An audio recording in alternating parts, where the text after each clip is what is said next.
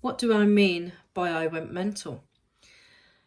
Well, basically, I had no life. I was on my own with twin babies. If I went to the coffee mornings with the moms, my coffee would just be ice cold at the end of the time, and I hadn't even got to pick it up and have a sip of it. So I would just be so busy breastfeeding twins and then changing their nappies that I never got to speak to anyone. So it got to the point where I didn't actually like going out. I much preferred to stay home because it was less hassle. I didn't have to worry about where the twins crawled or went off because everything was baby safe. And I was able to just relax more. And because I had twins, in many ways it was easier than having a singledom, because they would play with each other, they would entertain each other. Yes, they would fight like crazy with each other too, and still do, and actually do it a lot more now that they're older. Ask any of their friends at the end of primary and now into secondary. Oh boy, do my twin son and daughter fight like a cat and a dog. It is insane.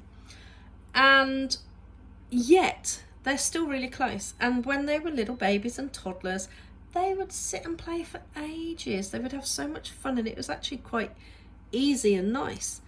So I couldn't afford childcare for the first 4 years of their life, so I stayed home with them, worked as a childminder, had a few more children when I had mine, and then I would sit there, if anyone was quiet, making notes, making voice messages on my phone to remind me of things later.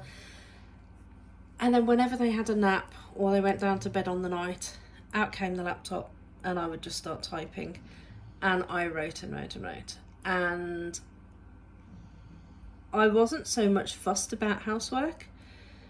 If I had an idea and I wanted to get it out of me, I compulsively needed to get it out of my system, then I would sit and write those chapters. And it was beautiful. I really enjoyed that time, actually. I was going through divorce and it was very emotional. So being able to throw myself into my writing was so therapeutic. And it was better than reading, because if you read a good book, you can escape into that good book. But if you write a good book that you love more than anything,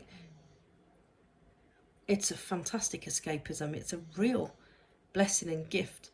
So I think a lot of books and movies and creativity and art of all forms is written when somebody is really down, because it's their way of expressing themselves and escaping.